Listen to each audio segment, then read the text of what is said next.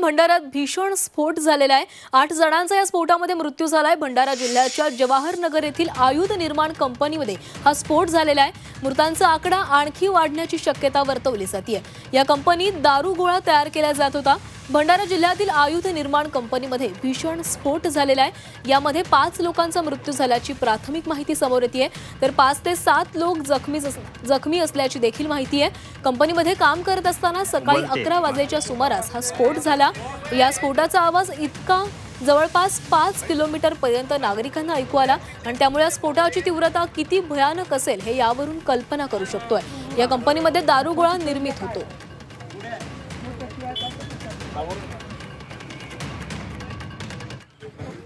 तर याचा आढावा घेतला आमच्या प्रतिनिधींनी, पाहूया।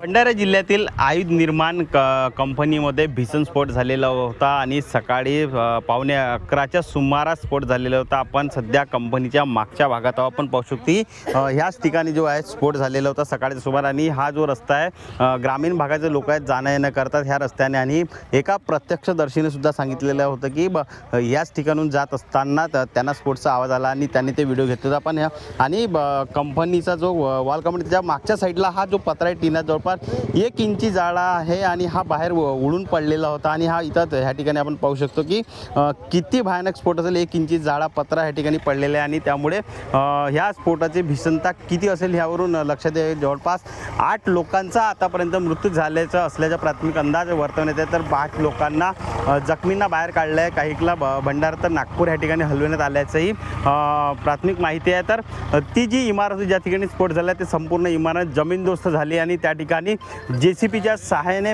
जे डेड बॉडीज आहेत त्यांना काढण्याचा प्रयत्न सुरू आहे। प्रवीण तांडेकर, G24 तास, भंडारा। तर याच संदर्भामध्ये प्रत्यक्षदर्शींनी काय माहिती दिली आहे तेही पाहूया। ह्या ठिकाणी मी ह्या साईडनं गेले, मागच्या साईड आहे हा ऑर्डनन्स फॅक्टरीच्या, आणि मी 10:30 ते 11:15च्या बिचामध्ये आला इथं, आणि ऑर्डनन्स फॅक्टरी इथं भरपूर मोठा स्फोट झाला